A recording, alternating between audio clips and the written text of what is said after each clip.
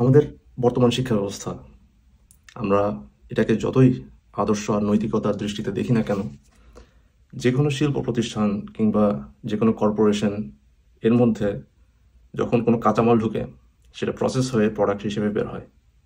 আমিও এই বর্তমান শিক্ষা ব্যবস্থা নামক এই কারখানার কাঁচামাল হিসেবে ঢুকেছিলাম, আর একটা প্রোডাক্ট হিসেবে বের হয়েছে। এর মধ্যে যদি আমি হিসাব কষি যে আমি কি পেয়েছি আর কি হারিয়েছি, সেটার একটা নকশা আপনাদের সামনে আমি এখন তুলে ধরব। আমার হাতে এ হচ্ছে আমার মাধ্যমিক বৃত্তি পরীক্ষার সনদপত্র, ক্লাস 8-এর বৃত্তি। আমি খুব ট্যালেন্ট স্টুডেন্ট ছিলাম না, সাধারণ জেনারেল গ্রেডেই এই বৃত্তি পেয়েছিলাম। এটা হচ্ছে আমার মাধ্যমিক ও উচ্চ মাধ্যমিক শিক্ষা বোর্ড। এটা আমার খুব সম্ভবত মেট্রিক পরীক্ষার এই রেজিস্ট্রেশন আর অ্যাডমিট কার্ড। চট্টগ্রাম কলেজ স্কুলের টেস্টিমোনিয়াল, এসএসসি পরীক্ষার টেস্টিমোনিয়াল। এরপর ঢাকা নটরডেম কলেজের টেস্টিমোনিয়াল।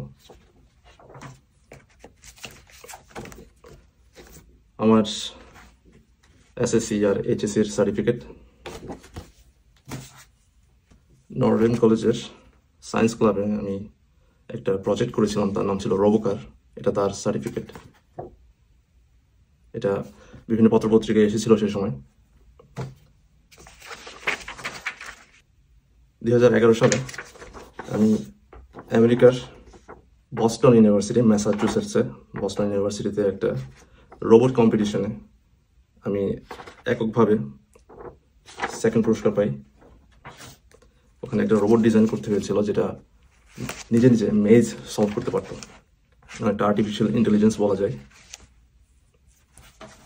আর সবচেয়ে মজার সার্টিফিকেট হচ্ছে এটা, city college of new York city ইউনিভার্সিটির সনদপত্র, ব্যাচেলর অফ ইঞ্জিনিয়ারিং, যেটা আমি শেষ করি 2012-তে। আমার শিক্ষা জীবনের শেষ। আমার ব্যাচেলরের পরে আমি আর কখনো ইউনিভার্সিটি বা কলেজের দোরগোড়াও মারাবো না, আমি এটা প্রমিস করেছিলাম। এখনো পর্যন্ত আমার ওই প্রমিসের মধ্যেই আছি। মজার ব্যাপার হলো, আমার 2012 থেকে আছে 2025, কত বছর? 13 বছর। এই 13 বছর আমার কেরিয়ারে আমি 4-5টা জবে ছিলাম, এরপর আরও 4-5টা বিজনেসে ছিলাম। কোথাও আমার এই সার্টিফিকেটটা এখনো বোঝা যাচ্ছে এটা ব্র্যান্ড নিউ। এটা জাস্ট একবারও ফ্লিপ করতে হয় নাই, খুলতে হয় নাই, কোথাও সাবমিট করতে হয় নাই। এটা আমি কখনো ইজি করি নাই। আমার জীবনের 22টা বছর আমি এই সার্টিফিকেটের জন্য এটার পিছনে শেষ করে দিয়েছি, কিন্তু এই সার্টিফিকেট আমি কখনো ইউজ করিনি। অবাক লাগে, কোনো চাকরিতে আমার এই সার্টিফিকেট দেখতে চায় না। হয়তো এটা আমি আমার ক্ষেত্রে, অন্যদের ক্ষেত্রে হয়তো না। যাই হোক,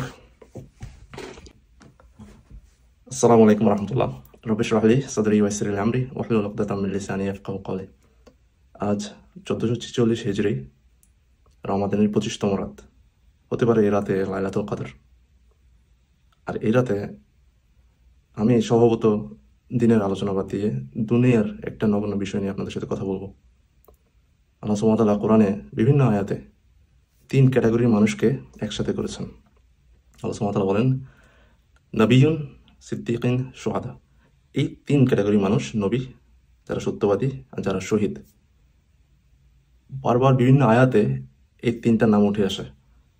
আর বুখারী শরীফের একটা হাদিস, আর আল আদাবুল মুফরাদ এই বইটার লেখক ইমাম বুখারী রহমতুল্লাহ আলাইহি, হাদিস নাম্বার 132, এখানে বলেন যে বিশ্বাসী সত্যবাদী যে ব্যবসায়ীরা, তারা কিয়ামতের দিন নবী, সিদ্দিক আর শহীদদের সাথে থাকবে।